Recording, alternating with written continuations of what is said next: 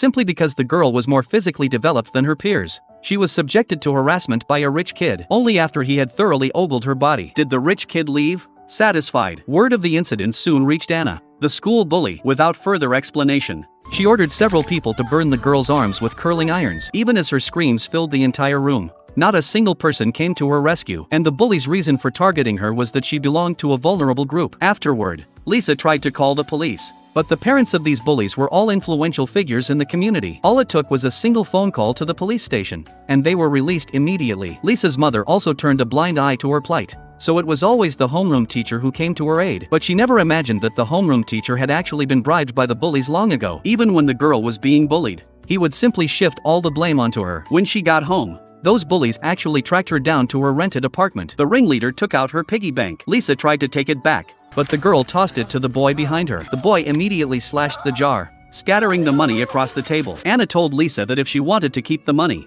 she'd have to perform a striptease while they drank. Seeing that Lisa refused, the girl pointed to the electric iron on the floor. The others all lit up with excitement upon hearing this. Looking at their expressions, Lisa sensed what fate awaited her. Soon after, her screams echoed through the rental apartment. The next day, she went to the school infirmary, but a sign there read that the school nurse had resigned. It turned out that just yesterday, Lisa, who had been scalded, had asked for a bottle of hydrogen peroxide, but the nurse immediately noticed the bloodstains on her school uniform. When Lisa rolled up her sleeve, the nurse was stunned on the spot. Furious, she demanded to know who the bullies were. The very next second, Anna emerged from behind the curtain and brazenly admitted that she was the bully. Unexpectedly, the school nurse was fired the very next day. That night, Lisa went alone to the rooftop, where snow was falling heavily, intending to jump off and find permanent relief, but she still didn't have the courage. Just then, snowflakes landed on her wound, and she discovered a faint sense of comfort. The wound, which had been unbearably itchy, no longer stung so badly, so she frantically rubbed the snow into her wounds,